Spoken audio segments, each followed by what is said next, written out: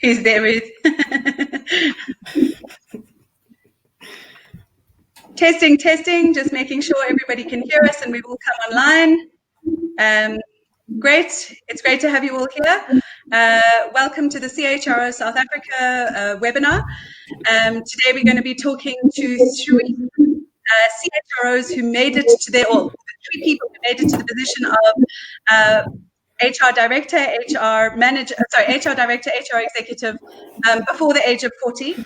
And hopefully they'll have some hot tips and tricks for you if that's where you've set your career sights. I just want to do a quick introduction of the three people I have in the room with me. Our first is Ruth Watela. She's the People Wellness Executive at Silverbridge, which is a technology company. She started off in HR consulting and recruitment, trained to be a registered industrial psychologist. She joined Silverbridge in 2013 and worked for 3 years as an HR manager before being promoted to be part of the executive team as a People Wellness Executive, which she said was a rebranding of HR with a strong focus on the overall wellness of her people. Bongani Hlophe is the CEO of Samela Holdings, which does mining, safety and processing plants.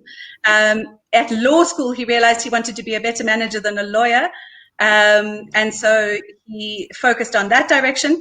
And was first appointed into a lead HR in 2006 in his early 30s with Bombardier and the Gautrain. And he's had a number of HR roles since then and is now the CEO of Samela Holdings. So he's made that next leap. Trishana Maharaj is the G4S Africa HR and Health and Safety Director and the Young CHRO of the Year for 2019. They're the largest security and risk management company in the world, and they employ over 120,000 people in Africa. So that's a big HR function right there. So I'd like to just have a quick jump in with each of you, and if you could give us a bit of what is it that made you passionate about getting into HR? What's the passion for people there? Can we start with you, please?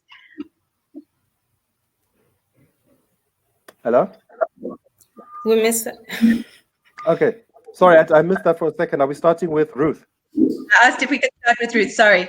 Oh, sorry, I missed that. Hi, everyone. So I think how I started is I always had an interest in psychology, actually, growing up. I had an interest in, understanding people, what influences their behavior, why do people do the things that they do, how do you change that behavior or even improve that behavior. So when I started to apply to university, in my final year in high school, I was applying to UCT, and they had a really great program which combined organizational psychology and human resource management. And I thought, just reading about it in the prospectus, I thought it spoke a lot to me because it allowed me to, explore that experience and understanding of psychology, but also be able to do it in a work or business environment. And then that's when I started to read about, HR and what it entails. And then I got to UCT, so studied there. And I think throughout my studies and even my early work experience, I really enjoyed, working for people and starting to see the value in terms of the role that HR can bring to a business. And I think I was fortunate enough to always have leaders and managers that didn't really box my role, even up to now. So I was always in roles where I could still define, the job description didn't limit me. I could still have that space to explore things and to figure out, what more can we do? And especially, I think my training as an industrial psychologist has contributed a lot to my role now, because I think that combination of psychology and bringing it into the workplace, into the HR space, has been really valuable. And I mean, especially now when you look at it, the HR role is evolving from just being a simple, HR admin function to actually a role that focuses more on the overall culture of the business, with a strong focus on people and trying to get the best out of people. So, and I think that's something I would say. I think my love for HR has grown over the years, and now it's the best decision I've made to study what I did. And I think what I'm grateful for is I had a single mom that raised us that also allowed us to study what we wanted to study. So she didn't, prescribe things that we should do because of, other siblings or other family members. She allowed us to just explore what we wanted. And I think just having that support throughout my career from her in that space also allowed me to explore my passion and love and interest in psychology and human resource. So yeah. Fantastic, Ruth. Thank you. Trishana, over to you. Can you tell us a little bit about what got you going what developed your passion for people? And I have a maths degree, has a foundation degree. Wow. So it's never about people. It was about I like predictability. Starting off my university career, I wanted to understand stuff, solve stuff. Be able to predict what's happening next, etc. And then I went on to do my HR qualifications as well. The reason I transitioned is I think HR is probably the most multi-dimensional career you can have. You walk into the office on a daily basis, and you can play lawyer, you can play, wellness, you can be an advisor to the board, advisor to the CEO. And that, for me, very few careers allow you to actually have, is that multifaceted role that you get to play for the employees, for the company, for the shareholders, etc. And do it with a very strong ethics background, integrity, and you hold the organization and employees accountable.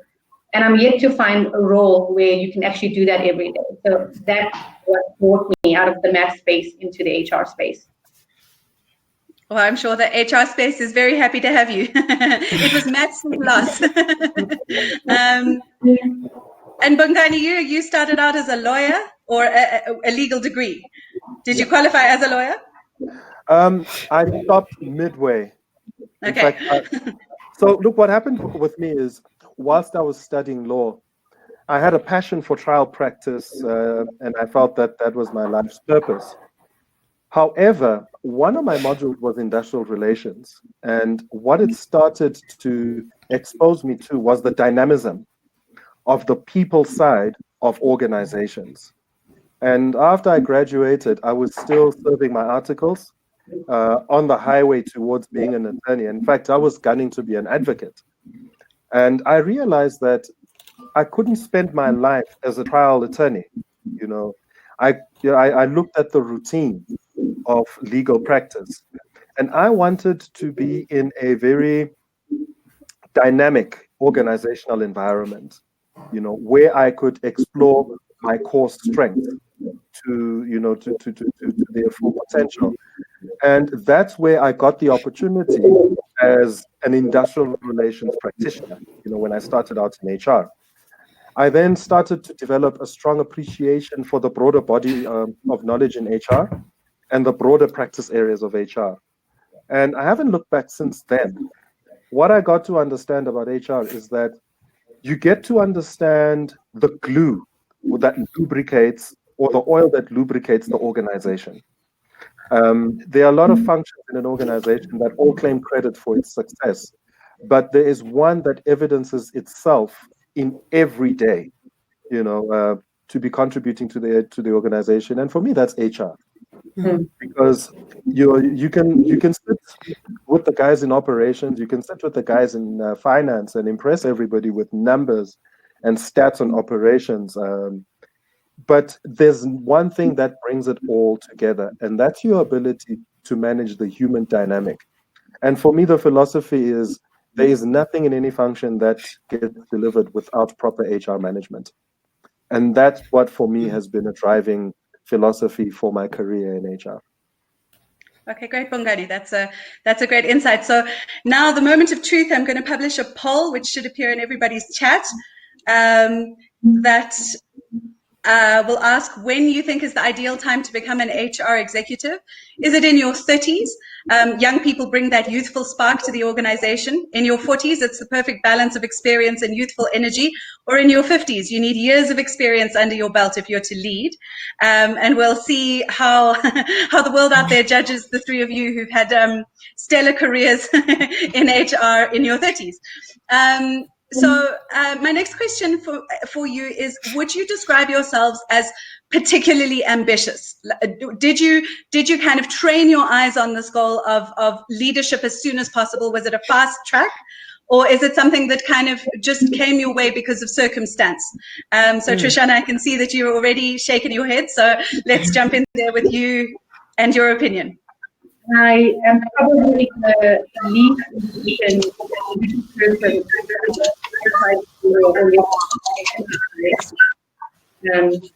on any of the senior jobs. But what I was very particular about is being the best at what I did. And by default, I think that up the ladder. So no, I've never ever thought one day I would be a CHRO. There was never a plan. I did plan to obviously do what I was doing. Okay, great. Bongani. Look, for me, it's been it's been different motivations, and looking at how I started out my career. I mean, I was a member of the Institute of Directors at 26. I was the youngest member at the time, and what I realized is, the journey that you take in life is also driven by circumstance and opportunity. At times, you can find that there's very little that you actually achieve by direct design and planning. So there are people that set themselves goals at age 22 to say, I am going to be an HR executive at 40. The reality is you can control what you put into your journey, but it's always the receiving organizations that control if you become the director in the first place. Yeah. So there's very little that you do by design. My own story is such that the focus was always to be at the cutting edge of whatever I did in the HR space, and to always widen my knowledge, especially around my users. And I developed this at a young age, to always understand not just my customers, but the users of my service. And I moved away from the concept of customer to the concept of a user, because I believed that a user is someone that gains utility from what you give. They have to be able to do something with it. Customers can take something and use it to wash their car, for instance, if they want to. But a user uses things. And once I started to shift my mindset around how I was approaching, how I was working and contributing, and the fact that I needed to learn more about what I was doing, that kind of got the recognition of the people that oversaw what I was doing. And in their minds, the idea was, you're ready for the next level. But I, at no point, raised my hand to say, recognize me, I am ready. In fact, what I was enjoying was the maturity and the full confidence and competence at the level that I was at. And I wanted to ride that confident and competent wave for as long as I could possibly. And I guess it's because I worked in very tough and almost unforgiving environments. So to be in that space was also rewarding on its own. But what would happen is that confidence and that competency, some people saw as a motivation for them to reassign you differently. And I guess in the early 2000s, reassigning differently meant promotion. So yeah.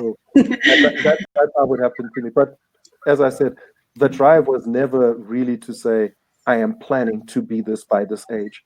But yes, I was motivated and I was inspired by people who were ahead of me in the HR space. I was, inspired by that. But I think what drives me more is a growing confidence and a growing ability in me. Yeah. And we're going to come back to what are those sort of inherent personality traits that you think got you there, other than ambition. But Ruth, I'd like to hear from you on the ambition. Did did you have an eye on the prize, or what was it? What was it that boosted you? So I definitely, I can relate to what Bongani was saying. I think for me, it's a number of pieces of the puzzle that came together at the time. I think one of the things I did was just before I was promoted into an HR exec role was I started spending a lot of time with the CEO of our company. I would meet with him, I think once every month, and then in there would start to talk about what my plans were, and I think I was always driven to try and find out how can we create a great culture for our people. So what I did was I actually did a presentation to him, and I basically said to him, listen, this is how I see the HR strategy going forward. This is what we need to focus on. And also going back to that, I wanted him, the organization, and also me and my team to move away from just looking at HR as an admin role and to look at, the broader aspects of HR. And I presented that strategy to him, and he was very impressed. And then he worked with it, spoke to a number of execs. And then before I knew it, my intention was to just get support to do broader things rather than HR admin. But before I knew it, I was now being promoted into an executive position. So that wasn't the goal at all at that stage. But then it resulted in that, which was obviously amazing. Yeah. Okay. And so Bongani and Ruth, you've both kind of raised the issue of sort of sponsorship and mentorship. So have there, whether it was with the goal of being promoted or just being the best at what you did at any given time, Trishana, but have there been people that you've identified on your journey to kind of just help you bed down your knowledge, bed down what you need to do and get to that next level? And Trishana, I'll jump back to you. Yeah, absolutely. I don't think you ever start a journey, especially at a younger age. Trishana, sorry to interrupt. Could I ask you if you could just come a bit closer? We're losing you a little bit some of the time. I don't know if your thing. Let's try. It seems like. Okay. So I was saying, similar to what Bongani said, I was a director at 28. I just turned 28. There's no way possible for you to have the wisdom and the scars of battle that corporate gives you at that age. What you do have is a lot of people that are wise enough and kind enough, and I think it's a kindness issue as well, that are willing to take you under their wing, groom you, pass on some knowledge, hopefully some of their learning, so you don't have to repeat every mistake they've made. So I don't think you ever get to a level of senior executive roles without having those people along your career, and you still continue to have them regardless of how many years you've been doing the job. So I think it's an integral part of your journey and your development. And what for me is very important is to have some consistency in that mentorship. Your mentors change as you evolve, and different challenges that you may face as an executive. But there's a few mentors that who have witnessed your development. It's critical to have them there because they are able to be your baseline in terms of helping you articulate, where your growth has come from, where you still have to develop. So I don't think you can ever get to a senior role without that kind of support. Okay. And are there one or two who've absolutely stood out for you, that they're kind of still sitting there on your shoulder, giving you the advice when you're confronted with something challenging? There's two of them, two ex-CEOs. I never ever make any big career decisions without grabbing a cup of coffee with them. Never. One now has retired and is in Cape Town, but on my last career change, he actually flew down to Johannesburg to sit me down and say, let's have a discussion, let's agree how we're going to make this work. So I think it goes past that mentorship coaching role to where they actually, it becomes a very personal relationship as well. So yes, there's two of them that I don't make any big decisions or I bounce all my big decisions off them, and they're always available. It's great that they've taken that level of ownership, that it's not just you asking them, that he or she will actually hop on a plane and fly up to hold your hand or have the coffee with you. That's great. Bongani, Yeah. who's on your shoulder? Look, around mentorship, there are two people that stand out particularly. One was my first boss in the HR space. Her name is Getty Smelane. And another one was a life coach for me. And that's Ruel Jethro Koza, who was somebody that had a profound impact on me at a very, very young age. And one thing that I realized, one of the first things that Ruel said to me when I met him as a glary-eyed boy in my 20s was, you do not know what you do not know about executive life until you get there. And the journey, about moving from where you are to being an executive is one of fortitude. You need to have the fortitude to function not only at that level, because what tends to happen is, as a young professional, you tend to have this impression that you'll collect 3 or 4 degrees, and that should position you to be able to function and deliver at that level. The biggest challenge for any professional, especially at the C-suite, is to bring the rest of your person to that level as well. Because you can have all the qualifications, but the rest of you needs to come to that level. And what I learned in my own journey is that mentors had to be quite a broad range. And I needed to rely on people that could relate to the rest of my person and not just the professional in me or the HR practitioner. I needed to engage with people that could be able to mentor me on a spiritual level, first and foremost, because that's important to me. I'm a confessed Christian. So those are things that I couldn't ignore. I also had to count on social mentors. And sometimes social mentors are not necessarily people that you pick in the organization. It is people that will help you to be able to carry yourself and the brand that you represent in society in general. So that I had to learn pretty quickly that, who I was in the office should not be contradicted by who I am elsewhere. So that was the level of mentorship that I realized. So those two people for me stand out. And when I do make big decisions in my life, just like Tachana, I consult them quite openly. And there's a reason why Getty is still a strong mentor for me. This is somebody who can relate to my infancy in terms of my career. That's a person who can be able to clearly say, Bongani, you are growing or you are not growing, because there's a benchmark that they can work with. Sometimes your last boss isn't exactly the best angle.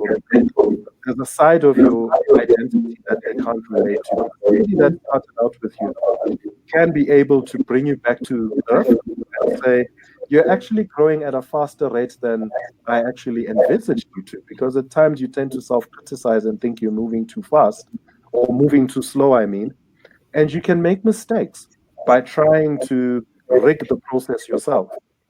So mentors help you to balance the process out and make sure that it's it's self-reinforcing from many areas. So for me, those are the mentors. For instance, I consider my wife actually to be a mentor as well. Because as an executive, you realize that you bring your entire person into the boardroom. And as I said, that cross section of mentors becomes important. But in the career space, it's two.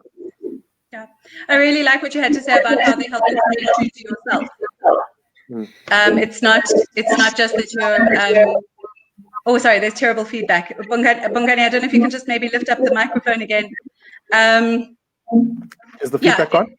Gone. Okay. Yeah, I think I'm having a left ear issue. Okay. So I was just saying, it's not that you have to learn how to be professionally, but you just have to learn to be the best person that you are. Yeah. Ruth, interested to hear from you. How did you approach people to become your mentor? So I must say, I don't have formal. Okay, hold on. Sorry, Ruth. We're getting terrible feedback again. I'm trying to work out where it could be coming from. Bongani. Are you definitely still plugged in? Because we had the feedback earlier when you weren't. No, I'm plugged in. Nothing has changed from my side. Okay, it liked being shifted, I think, because I can suddenly hear you all clearly again. So Ruth, sorry, back to you. Okay.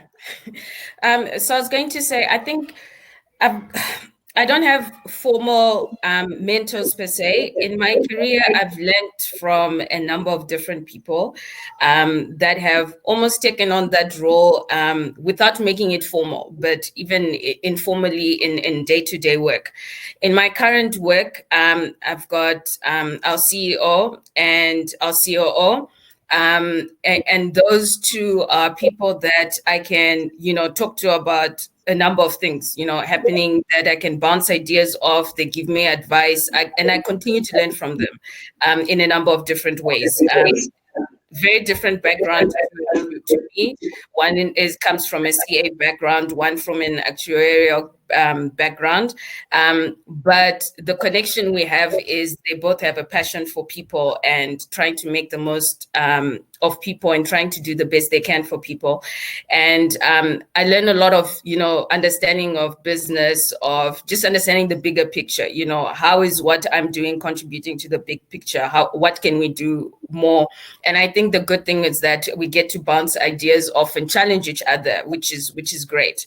So I think throughout my life, I've always had, like I mentioned earlier, great leaders and managers to learn from that have taken on that role, informally. And then outside of my career, I have a number of people, either also from a psychology background or just socially that I learned from, that I can also get to bounce ideas off. Because I think especially when you're making big decisions, I think it's good to have, it's part of that support system, that you can go and speak to and bounce ideas off and learn from. And at the end of the day, they'll let you make the decision. But I think it's the process of just bouncing ideas off, looking at things from a different angle. So I think it's a number of people definitely that have contributed and played that role in my life of mentoring me to where I am. Okay, great. So now I'd like to know, what is the toughest challenge you faced and how you grew from it? So Bongani, I'm going to pick on you first this time. But so what is something where you just went, oh my gosh, this is a growing experience right now? Look, I think for me, obviously the challenges for me are, I define them as opportunities for growth, and I've had many tough challenges for growth, but a recent challenge for me was in the last company that I was employed at as the group HR executive. And a major challenge for me was I was appointed as the executive chairman to a subsidiary board. Now, this subsidiary board happens to be the flagship of the entire company, all right? And, when you are appointed as executive chairman, the challenge is you need to stop speaking HR. And that for me was a massive change, because in the organization, my brand was HR. Everything I said and did, breathed, and felt like HR. But now I needed to tap into a side of me that wasn't purely HR, and it had to be organization. And that I needed to, firstly, be comfortable in my own skin as an individual first. And I guess I realized at times that a lot of HR practitioners find themselves in spaces where you don't have to speak the HR jargon. You don't have to pull the HR spin. There's a time where you use your HR experience, consolidate it, but speak something else other than HR. That was a big challenge for me to make that shift. And, where that comes from, it starts also early in my career, where I had to learn to speak as a director and not as a manager as I was moving up. So for me, that's always been some of the challenges. It's been to try and assimilate into my new operating and delivery environment and do it in a manner that is relevant and appropriate for that level. That's a big challenge. But in my career, that was the biggest switch that I had to make, where the board would look at me and say, so let's look at profit projection for the next 2 years. And they would all turn and look at you, including the CFO. And these are people that are used to hearing HR talk come out from you. So that was a growing experience for me.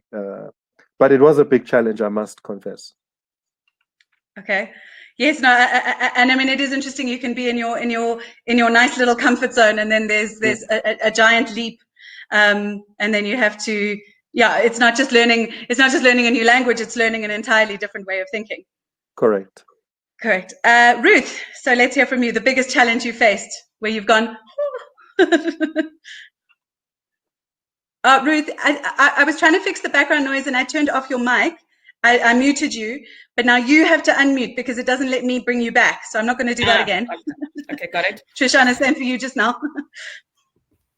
I think there's been a lot of challenges. If I can remember, just from when I took on an HR leadership role, the first one was when I was told I'm attending the board meeting for the first time, and this was still very daunting. It was exciting, but also very scary and daunting. And you need to start learning and understanding the business very quickly. So not just, HR and what HR does, but understanding, the business overall. So I think, and being part of a board meeting where questions are asked and, you have to respond. So I think that was probably one of the early challenges I had to go through to understand business. And then I think, if I can say the most recent one, I think during lockdown and, dealing with COVID-19, which is something that was new to everyone. But, people looked to me and my team for answers. And it was also something that was a challenge where some days you don't have the answer. You don't know what to do. You don't know what's the right thing to do. You don't know what to communicate. But in that, it was also a learning experience because you realize that it's okay. Sometimes you're not always going to have all the answers, but you need to communicate. You need to keep people updated. And it's okay to say you don't have the answer now. You need a couple of days and then you come back and communicate. And I think there'll always be challenges, whether you have to make unpopular decisions like letting someone go, leave the company and all that. But as long as you can defend those decisions that you make, as long as you can look back and say, okay, I did the right thing, and you can explain your decisions basically if people ask. So I think what I've learned is there's always different challenges I'm going to deal with, some big, some small. But it's important to reflect and always look back and say, what could I have done better, or what can I do differently going forward? Is there something new I need to think of? And it's all part of, your growth as an individual. So I think that's the best way to look at it. Sorry about that. The individual I tried to run away from found you. Okay. Has she got the kitten? The kitten is in tow. So please, apologies. Not a problem. This is the new normal. Yeah. And she's great. She's coming to claim her benefit. Come, take. Let's go. There you go. Good benefits. So Trishana, over to you. Remember to please mute yourself. Unmute yourself. Sorry, that was me, and I won't do it again. Okay. So I think the challenges change, and a more obvious one is navigating an organization through COVID. But if I look at it from a career trajectory point of view, and what has been the golden thread of challenges, for me it would be I think early on in your career you incentivized due to your intelligence and your performance levels. That is what they tell you, would get you in better stead for the next job. How smart you are, the contribution you make, how fast you get things done, how you rally the troops to execute on something. And then later on in your executive phase of your life, it's all about wisdom. You're not the smartest person at the table any longer. It's not about how fast you do something. It's about how well thought through it is and how balanced the consequences are. for the organization. So I think the toughest challenge is transitioning from an early career perspective where you incentivize for a different kind of behavior to an executive phase of your life where it's about the wisdom you bring to the party or to the people around you. Now, what makes that even more tougher is that if you are in your 20s or early 30s, wisdom is there, but it's not the same as your grandmom's wisdom, your grandma's wisdom is. So you're going to have to understand how do you bring that level of wisdom, that level of critical questioning, critical thinking, being brave, because in wisdom you have to be very brave to challenge things that you don't agree with. At a board level, put things out there that you potentially think the company is not addressing enough, and also be able to hold your own if your opinion is unpopular. So it's the toughest challenge, and it continues to be a tough challenge, is how do you transcend, past your speciality, past your qualifications, past your intelligence, to how do you make the organization wiser and stronger as a contribution, and that will always remain a challenge for any executive, I think. Yeah. Okay, great. Well, thank you very much, guys. This is all fantastic feedback for everyone. I'm going to close the poll out in 4 minutes, so it's your last chance to vote. We've got a very even split between 30s and 40s. It's sitting at 47 for 30s and 52 for 40s, and then there's just one tiny little blue blip that doesn't even get to 1% for your 50s. So it's good to hear that you're vindicated for having achieved it early. People think you belong there, so that's good to know. We've got some questions coming in already, but if you have any questions for our presenters, audience, please feel free to post them in the chat. We'll mark them, and then at the end we'll get some answers from these guys. You can either ask individually or broadly. So before we jump over to that section of the conversation, I'd like to hear from each of you, what would be the top 2 tips that you would give somebody who's starting out in their HR career and who wants to do well? It's not necessarily that they're aiming straight for HR executive roles, but who want to get ahead. They don't just want to be stuck in the bottom level. So what would you say are the absolutely two crucial factors that'll get them there? Trishana, let's jump on you. I get asked this question quite often. For me, it's curiosity. I think young people aiming for bigger careers, you have to remain curious, not only about your HR function, but about the entire organization, how the parts come in, and curious constantly. You should never ever feel you know enough, because the second you feel you know enough, you're not learning. I'm always curious, up to, in fact, probably the most curious person at a boardroom table to this point in my career. So I think curiosity is absolutely good characteristic that will stead you well in your career. And the second one is, like Bongani said, you have to be comfortable with numbers if you're going to work in an organization. And not just, you don't have to be the next accountant in the business, but you have to understand what's driving the organization and what makes it tick and where the decisions come through. And when certain things start to move around, you'll be able to better predict where the organization is going to take its strategy to. So I think from an HR perspective, numbers have to become a part of what you do and how you interpret your strategy thereof. So I guess you weren't lost to the world of maths after all, Trishana. No. Bongani, your top 2. Look, my top 2 is, the first one is, when you're starting out in HR, take time to know the operating system of your organization. And by operating system, I'm not talking about the IT system. No. When you get employed into the job, your first port of call is to understand what is the core of this business. I'll make an example. If it's a bank, how does this bank operate in reality? And that's outside your HR induction. How does the bank work? How does it make money? If that's the scenario, but understand the operating system of the organization. And why you need to understand that is you then start to see where you fit in within that operating system. So it's important to ask as many questions as possible, ask widely, be curious about it.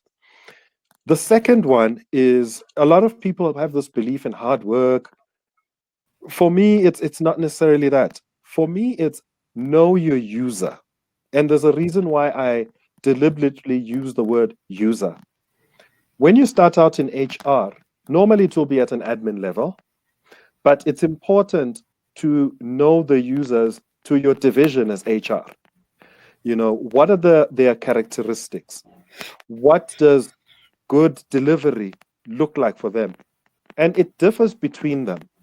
And once you know what your user is expecting and what they want, then you focus on delivering at a baseline what they can use. That's the important thing. So you need to understand who your users are and make sure that what you're delivering, they can use. Because credibility resides in utility. So if you deliver to them and they can't use it, you know, it sounds good, it looks brilliant on PowerPoint, or it looks good in Word, but they can't use it to achieve anything or do anything, then you're not making an impact. So those are the top two things for me. Understand your operating habitat, understand your operating system, but also understand the users of your particular job and your particular division. That's great, Bongani. Thanks so much. And Ruth? I think from my side, the first one will be, and it's something that I always tell a lot of people, don't let your job description, limit you or restrict you or define what you can do. I think it's important to, in every role, just ask yourself, what are you doing to contribute to your team or to the business, and what can you do? Just because things have been done in a certain way doesn't mean that they always have to be done that way. So don't let that define you. And I think it links very much to what was said earlier about having that call it growth mindset, always being eager to learn, continuously learning, being open to feedback and continuously learning from that. So I think that would be the one thing. And then the other thing is, I think make use of the support around you. I found that people that are team players go far in life. Whether you're a team player within your team or with the other leadership or management team, I think building the right relationships with people in the business and being a team player, I think can really take you far. And it also allows you to learn as well, and grow as an individual. So yeah. Fantastic. So now I think let's start moving across to taking some questions from the audience, because I can see it's been coming alive. So let's see. Mapelo Kunu asks, have either of you been coached apart from mentorship before assuming your executive leadership roles? If yes, what were your learnings from that? So I don't know if any of you in particular has an answer to that. Okay, Bongani, you're nodding, and Trishana. So yeah. Let's jump to you. No, that's a good question. I have I've used the services of an executive coach, and where it's helped me is it's helped me see my blind spots. Because one of the things that we don't recognize at times are the strengths that we don't use and some of the weaknesses that we don't acknowledge. And an executive coach helped me to identify that. And in fact, where an executive coach becomes important, they help you to understand that at an executive level, it's 70% behavioral and 30% technical. So they help me to fill in that 70%. And obviously, at times you think that what got you promoted is what will sustain you. And it's actually, that's not true. It's not true. The behaviors you need to stay and sustain in that position are far different or far removed from what got you promoted. In fact, at times you find that to remain or to succeed as an executive, you may actually have to become unpopular with the people that promoted you. And that's where courage comes in. So yeah, that was my learning from using a coach. Geez, I mean, I think that's gold. That's great advice for people who've invested their hour to spend with us. So thanks. That's a really useful insight, a great insight. Thanks, Bongani. Shoshana, can you beat that? No, I think I'll be stealing Bongani's answers, and I may sound a bit repetitive, but to answer with a different angle. In my case, I was starting to get coached about 3 months before I got promoted. It was the organization signal that it's your time to develop. So 3 months in coaching is not a lot of time to get ready for a massive step. But what it does give you is a signal that your ability to want to change and want to learn and be open to feedback has to be heightened now. So you can get coached for years, you can get coached for months, but when an event is approaching, the way your internal DNA is set up, you need to kind of reorganize it in preparation to learn at a faster pace. So I think, people can be in coaching for a long time, some short time, sometimes the lifetime, but whatever you want to take out of it, it also depends on how you set yourself up to receive the best out of it. So it's also 50% what you coming to the party with that needs to change as well. Okay, great. Can I just add something quickly? I think I agree with everything that's been said. And I think from my perspective is what I found is it's important to have a high level of self-awareness. Whether you have a coach or a mentor or your manager or, I don't know, a psychologist or someone working with you to help you get to that, I think it's very important. I think once you have that, because that will help you get a sense of your blind spots, your strengths, your weaknesses, what do you need to work on. So I think having that level of self-awareness is key, because then you also know, what you're capable of. And it helps you in terms of, being deliberate about your development, the things that you need to work on, the things you need to improve on. So I think that's also very important. Okay, great. Thanks, Ruth. And I thought that this next question could be well directed at you as well. It's from Carol Kemp, who says, having the qualifications does not always guarantee the appointment. What can you do to get the experience while appointed in a different role? And I thought that tied in quite nicely to your story of presenting that strategy for expanding the HR role and then getting landed with the position. So if you want to talk around that a little bit. Yeah, so no, definitely I agree. And I think I'm not... over the years, I've become very hesitant to work with descriptions and be defined by titles, because in my mind, if you're curious about something, you want to learn something, you've got ideas, then understand who are the people in the business that you need to speak to bounce ideas off. And in some instances, people will look at it and throw it away. It doesn't go anywhere. In some instances, it will land on someone's desk and they'll be amazed and they'll take it further. But it's that whole thing of trying, because you never know if you don't try. So I would say if you're in a different role, just first figure out what do you want to do in life, and bounce ideas off different people, speak to different people, share your ideas to different people.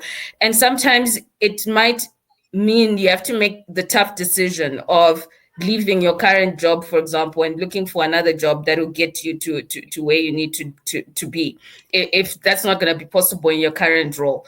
But I think it's a lot of effort from the person as well. If you want more in life, you have to work hard for it. You have to, ask the right questions, speak to the right people. So. And I think what I found is if you work hard and you do the right things, you ask the right questions, there will be someone that will eventually listen and notice and help you get to the right direction that you need to be in. Okay, great. Does anyone else have anything to chip in about gaining experience beyond the role rather than for the role? If I could add... I've spent most of my life in the HR function, but when I joined G4S, I was super curious about the health and safety of our employees. It was a separate function at that point. It didn't fit into the HR function. I had no knowledge of how it worked. I just knew that I was having half a conversation about people without understanding how the other half work, especially in a high-risk environment that we operate in. 6 months of total dedication and being curious about it. I was then given the role of the health and safety and operations director, together with the HR director role, on a topic that I didn't necessarily, have let's call it a formalized training in. But to answer the question, you need to show an interest, and it needs to be contagious, because other people need to feel that interest as well. And if there's a match, things will start to happen. But often I also say to people, the realistic part of it, and I don't want to sound disparaging, sometimes your interest and your abilities or your personality might be a mismatch as well, because those things happen. So I think you have to be contagious with your interest, and people need to see that you are able to do something with it and do something better than what's currently happening in order to be afforded the opportunity. Yeah. Great, Trishana.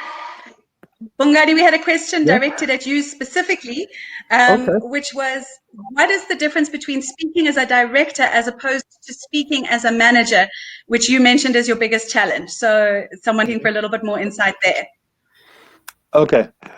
Look, I think the most important thing is, firstly, once you understand the behavioral profile of a manager versus the behavioral profile of a director, it's a good place to start from. When you speak as a director, you do not speak as a technical, functional person. Remember that when you are appointed as a director in any organization, your accountability is cross-functional. It is not just for HR alone. When you speak as the HR executive, you speak with a consideration for finance. You speak with a consideration in mind for operations, with a consideration for other functions that impact you. When you speak as a manager, your geographic impact is within the HR space alone. The only people that your conversation will genuinely impact are the other work streams in HR. So, your conversation is limited towards that. And where it does extend beyond HR, it doesn't necessarily affect the entire finance division, for instance.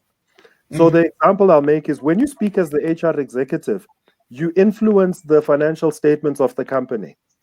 So as you speak, when you make a call as an HR executive, it has balance sheet implications, whether you like it or not. And when you speak as a manager, you're going to impact the cash flow for that particular quarter in some minor way.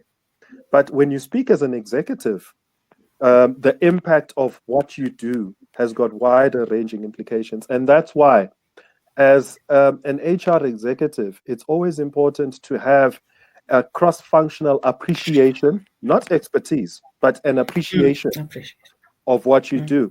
I'll give an example. When you look at the HR budget for the year, the first thing you think of is its impact on the cash flow statement and projection for the company in that year.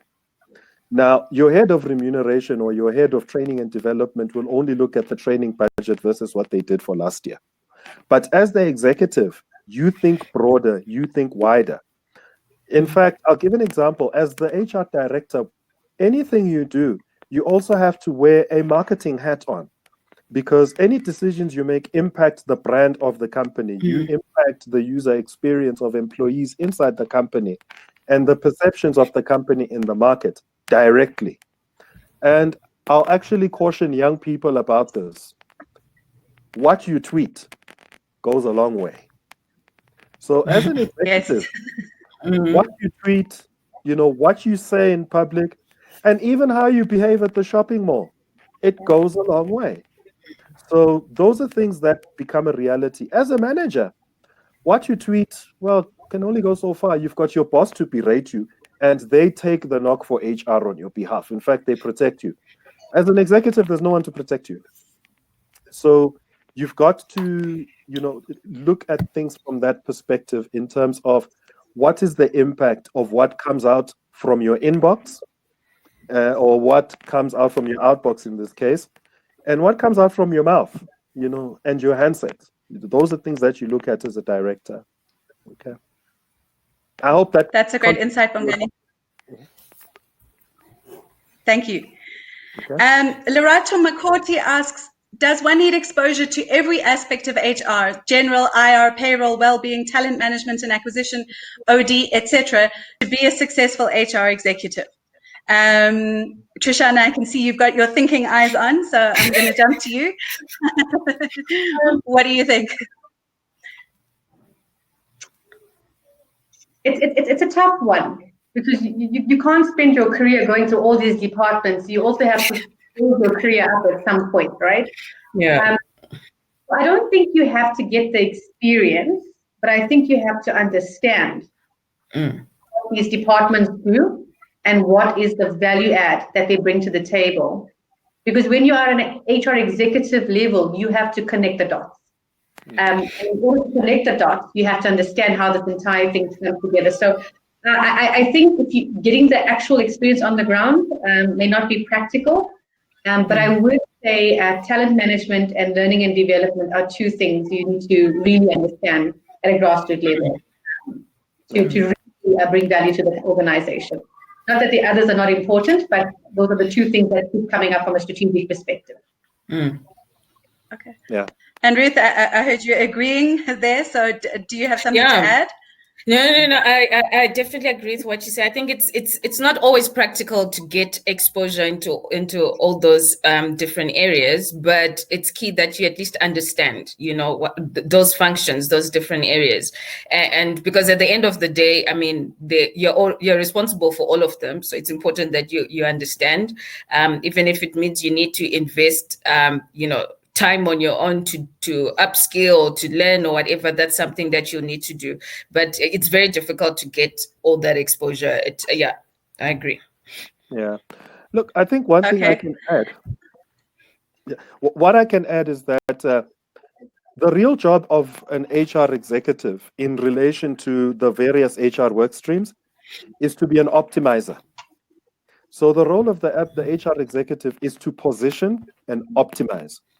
The role of the HR executive is not to be a guru at remuneration or to be an industrial psychologist or psychometrist, but they need to appreciate it enough to be able to position it for it to have an impact in the logic of why HR exists in the first place. Because at the end of the day, as an HR executive, every board meeting you attend, truth be told, you're actually justifying and defending the existence of HR. So you have to have an appreciation of where that particular service offering fits into the HR value offering, and how do you make sure it's well positioned and it adds value. That's basically how I see it. So you don't have to be a guru. And one of the traps that some HR executives put themselves in is they become an award-winning industrial psychologist, and they think that that's what the organization wants at executive level, and that's what they still push. And that becomes a mistake, because you find that even at executive level, they still leverage that one function for the organization, and everything that they have to offer comes through that one channel or through that one lens. That's a recipe for failure. Okay. That's great, guys. Thank you so much. Thanks very much for your participation in this webinar. I mean, I feel like we could go on for another hour. And I've been seeing that the feedback from the audience in the chat is just saying that it's been hugely valuable, and that they're hoping that there'll be a recording after, which there is. So you will be able to refer back to the valuable nuggets that you've gained here today. I just wanted to give the poll results. So we ended up with the ideal time to become an HR executive in your 30s got 46%, in your 40s got 53%, and in your 50s got one tiny little blip that didn't even make 1%. So that's how the poll went. If we didn't get to your question in the session, we will forward your questions on to these HR leaders that have so generously given their time to spend with us. So we will email you a response. We should have your email address from your registration. So don't worry, you will still hear from us. And then let me see, I'm going to put a slide on to invite you to our next event. Let me see if I can get this right. I'm learning. I'm being stretched all the time. So there we go. That's the one we were in right now. Hang on, now I need to hide us. No, okay, well, I'm not, I can't really do that, but I'm going to do the next slide, which is fraud thrives in chaos. So beat fraud during COVID-19. You can register now at chro.co.za/events. And please keep checking back on that page because we have future webinars coming up as well. So thank you, Bongani, Ruth, Trishana, thank you so much for joining us and for the valuable information that you shared with our audience. Thank you. Bye-bye, everyone. Bye.